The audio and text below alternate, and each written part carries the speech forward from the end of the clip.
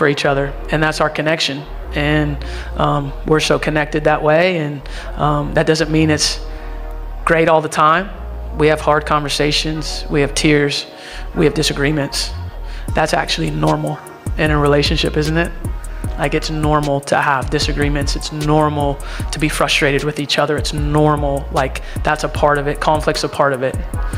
And so we work through it together, and we're willing to sit in. The foundation of Team USA women's basketball had been built on something deeper than talent. It was built on continuity, on legacy, on the unspoken promise that greatness earned its keep. For decades, the red, white, and blue jersey represented not just a team but a dynasty, a carefully curated lineage where legends passed torches in graceful, preordained ceremonies.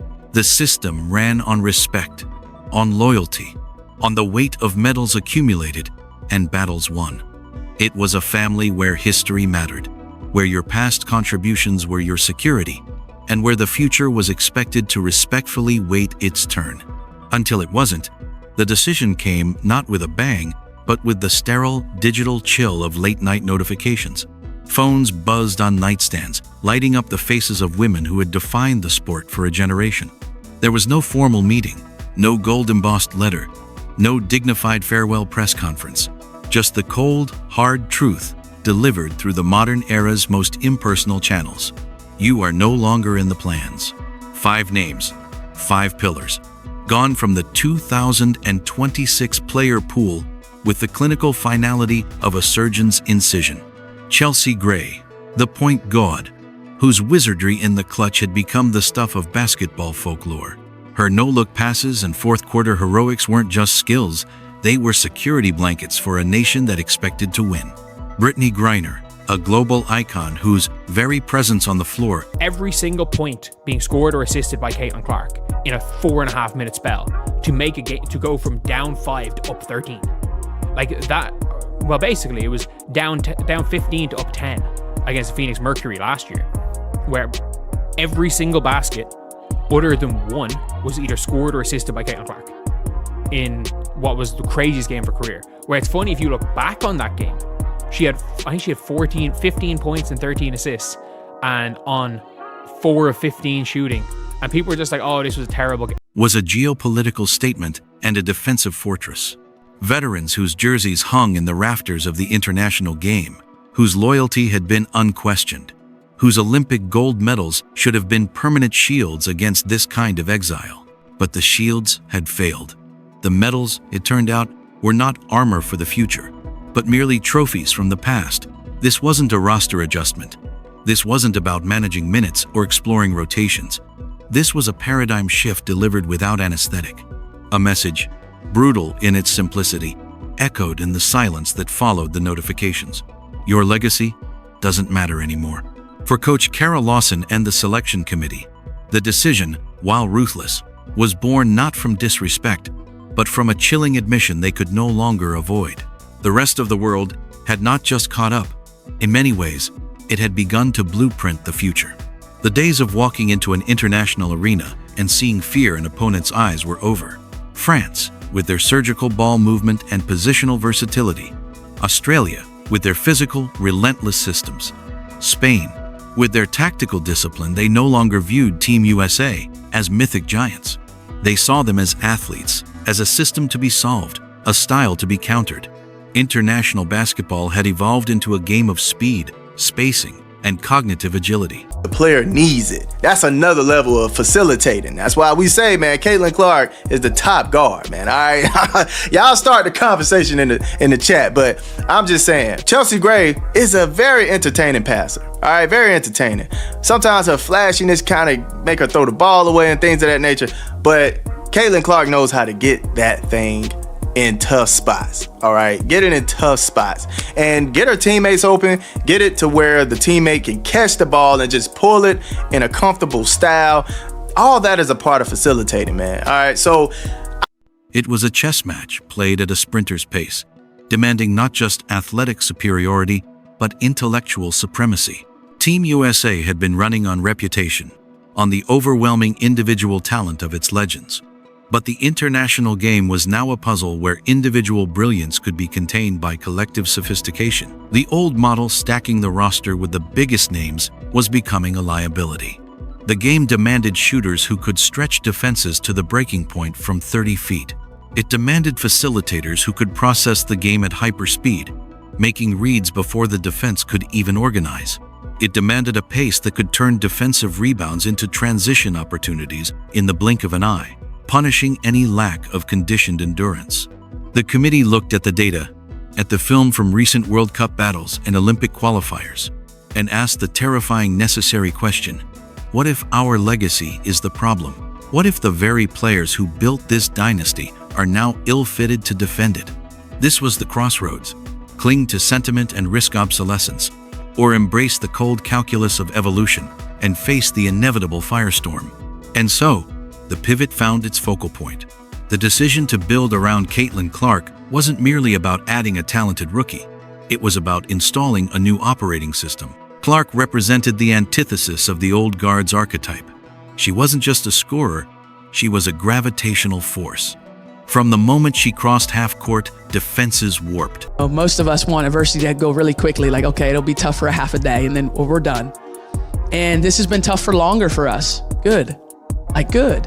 Because this is what life is about. Like, you don't get to control the length of your adversity. All you get to do is control your attitude and your focus and just work like heck to try and change it.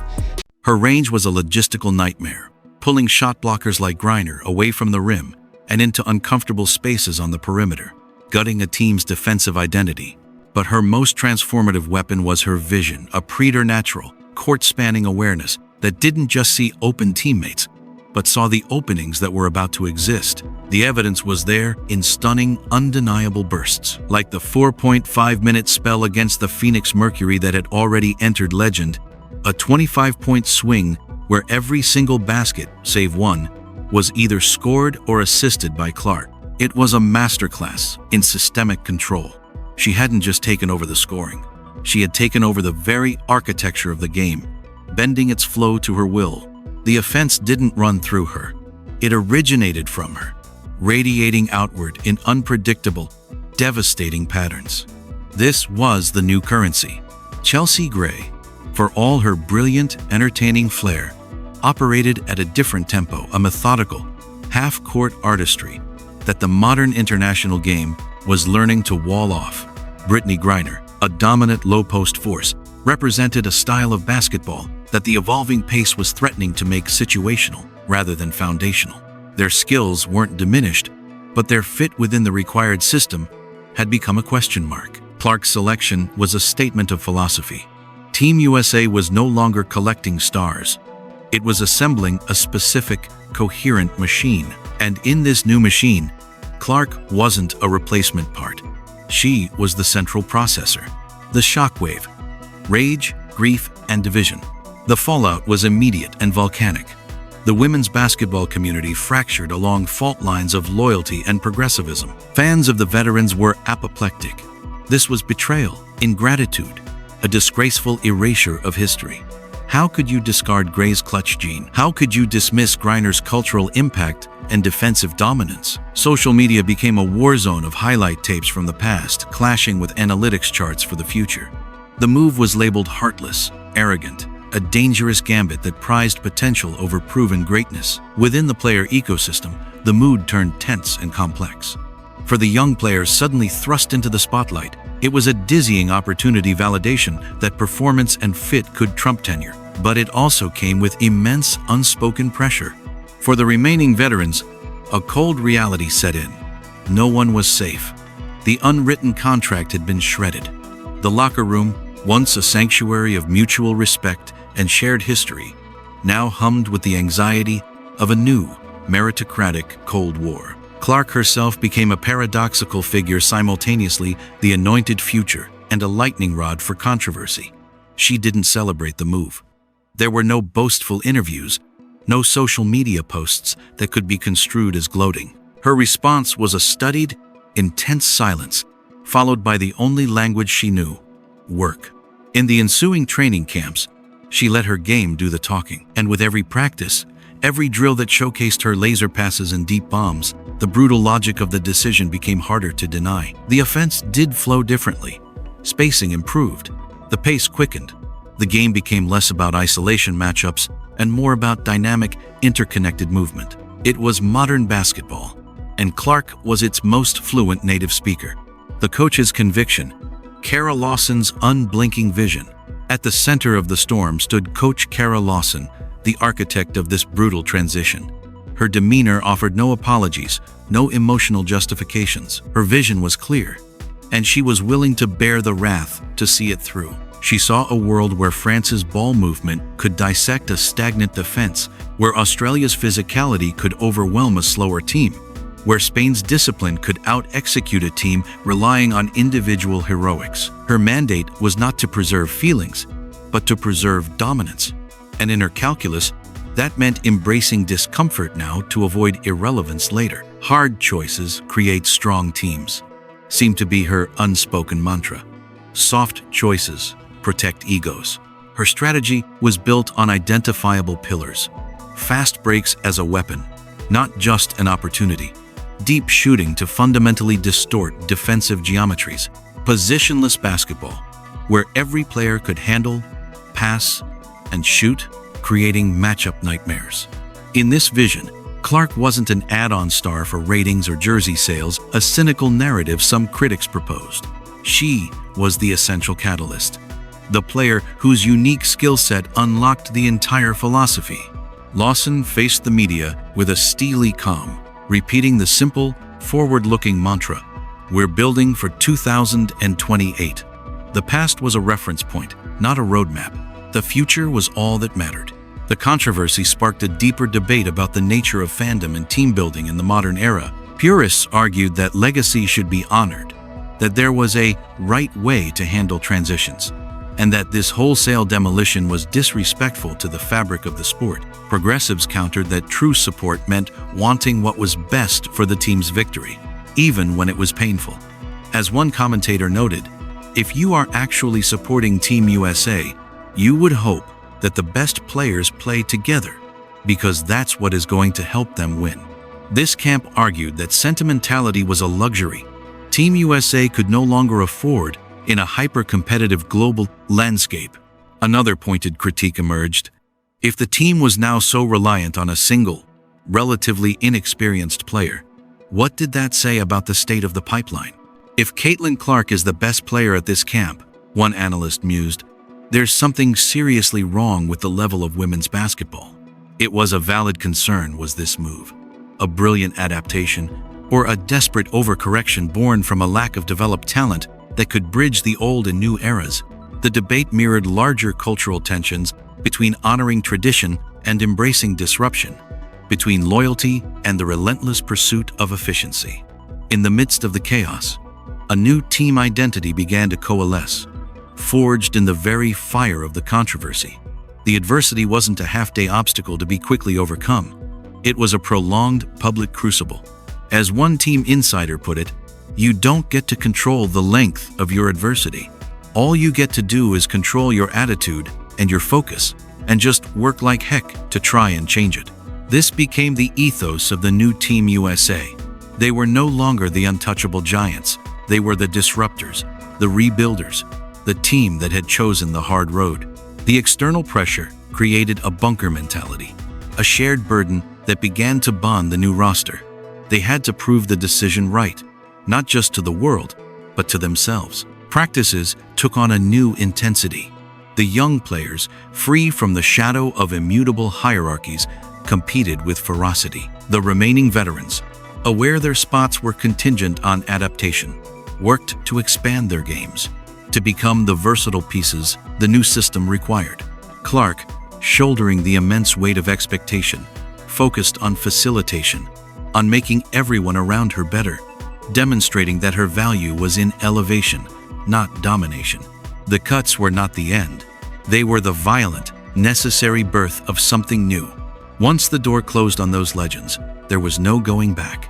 The old chapter was irrevocably finished. Team USA now stood on the precipice of a dangerous new era. The world was watching, not with awe, but with heightened scrutiny. The pressure was absolute. Every loss would be met with "I told you so" glee from critics. Every struggling moment would be attributed to the absence of veteran leadership and clutch experience. But within the new framework, there was also a thrilling potential. For the first time in years, Team USA looked modern. They played a style that was proactive rather than reactive, that imposed its will through system and pace rather than sheer talent aggregation. It was a high-risk, high-reward strategy. The floor was lower without the security blanket of legendary closers they could unravel. But the ceiling was arguably higher. If the system clicked, it could be unstoppable, a true evolution of the sport. This wasn't anti-veteran. It was pro-future. Caitlin Clark didn't take anyone's spot. She changed the very definition of what a spot on Team USA required. She forced a re-evaluation of value, from a metric of past accomplishments to a projection of future fit. The brutal decision by Team USA laid bare the unforgiving nature of competitive evolution.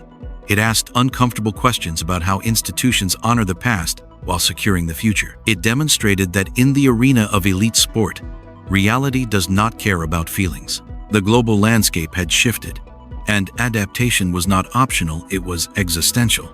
The move crossed a line. But perhaps that line needed crossing.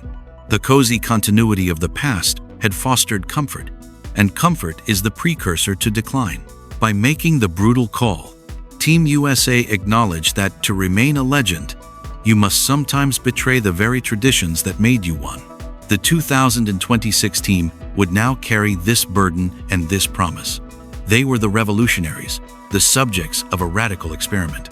Their story would no longer be about upholding a dynasty, but about reinventing one. The journey would be judged not by the elegance of its beginning, but by the results at its end. The world is watching. The pressure is real. The new era has begun, and there is no going back. Did Team USA make the right call, or did they cross a line? The answer won't be found in press releases or social media debates.